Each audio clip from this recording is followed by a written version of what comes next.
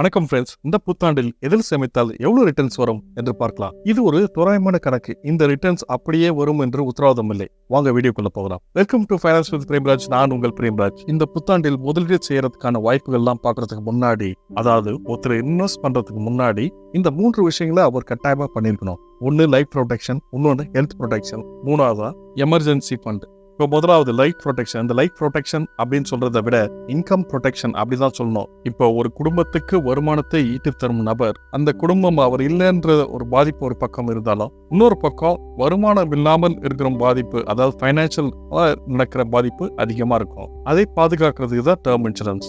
அப்போ சம்பாதிக்கிற ஒவ்வொருவரும் ஒரு கட்டாயமா ஒரு டேர்ம் இன்சூரன்ஸ் எடுத்துக்கணும். சரி, இது எவ்வளவு எடுத்து வச்சுக்கணும்? ஒருவரின் ஆண்டு வருமானத்தை 20 அல்லது 25 பெருக்கினால் வரும் தொகைக்கு இருக்க வேண்டும். உதாரணம், ஒருவருக்கு ஆண்டு வருமானம் 5 லட்சம், அதை அப்படியே 25 பெருக்கினால் 1,25,00,000. அப்போ அவர் 1,25,00,000 டேர்ம் இன்சூரன்ஸ் இருக்கணும். ரெண்டாவதா வரக்கூடியது ஹெல்த் ப்ரொடெக்ஷன். இதற்கு ஆரோக்கியமான நம்ம உடற்பயிற்சிகளை செய்ய வேண்டும். அப்படி பல உடற்பயிற்சி செய்வதால் இது வரும் முன் காப்பது போல நம்ம உடல்நிலை சீராக வைத்திருக்கோம். அப்படி இருந்தும் சில சமயம் தவிர்க்க முடியாம சில பெரிய நோய் வந்து நம்மள ஹாஸ்பிட்டல்ல சேர்த்துடும். அப்போ நம்மளுடைய ஒட்டுமொத்த சேமிப்பும் கரையக்கூடிய வாய்ப்புகள் உண்டு.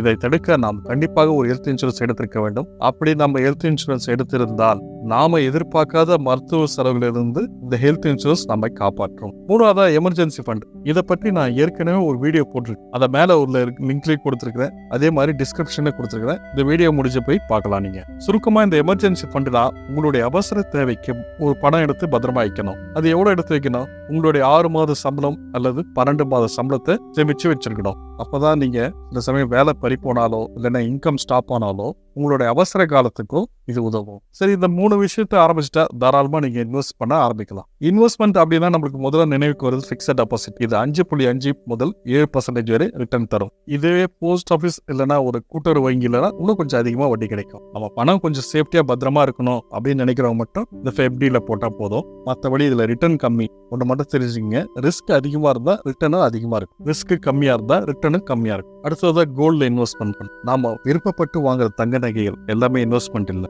அது நம்ம ஆசைக்காக விருப்பத்துக்காக வாங்கக்கூடிய. இதே கோல்டுல இன்வெஸ்ட் பண்ணோம் அப்படின்னா நீங்க கோல்டு ETF இல்லைன்னா கோல்டு சாவரின் பாண்ட்ஸ்ல தான் இன்வெஸ்ட் பண்ணணும். ஏன்னா இதுல சேதாரம் செய்கூலி கிடையாது. மற்றபடி இந்த கோல்டை வந்து எங்க பத்திரமா வச்சுக்கணும் அப்படின்ற சேஃப்டி இதெல்லாம் கிடையாது. இதுலயும் இந்த சாவரின் கோல்ட் பாண்ட்ஸ் SGB அப்படின்றது ஒரு நல்ல இன்வெஸ்ட்மெண்ட். ஏன்னா தங்கத்தோட விலை ஏறும் போது இந்த பாண்டோட மதிப்பும் ஏறுது. அதே சமயத்துல இந்த பாண்டு வித்துறதால உங்களுக்கு ஆண்டுக்கு 2.5% வட்டியும் தராங்க. இதோட மெச்சூரிட்டி பீரியட் வந்து 8 வருஷம். ஆனா நீங்க 5 வருஷத்துக்கு அப்புறமா 6வது 7வது எப்போனா நீங்க வெளியே கூட வரலாம். இது RBI வெளியிடுற பாண்டு, அதனால நம்பகத்தன்மையானது, பாதுகாப்பானதும் கூட. அடுத்ததான் நம்ம ஃபேவரட் மியூச்சுவல் ஃபண்ட்ஸ். இதுல டெப்ட் ஃபண்ட், ஈக்விட்டி ஃபண்ட் 2 வகையா இருக்கு இன்வெஸ்ட் பண்றதுக்கு. இதுல கொஞ்சம் சேஃபா இருக்கணும்னா டெப்ட் ஃபண்ட்ல பண்ணலாம். அது ரிஸ்க் கம்மி, அதே சமயத்துல ரிட்டர்னும் கொஞ்சம் கம்மி. இதே நம்ம ஈக்விட்டியில பண்ணாக்க ரிஸ்க் கொஞ்சம் அதிகம், ரிட்டர்னும் கொஞ்சம் அதிகம். ஒரு நல்ல மிட் கேப் ஃபண்ட் 12% இருந்து 15% வரைக்கும் தரும். ஆனா நம்ம 12% நினைக்கலாம், அது ஈஸியா அதுல வருங்க.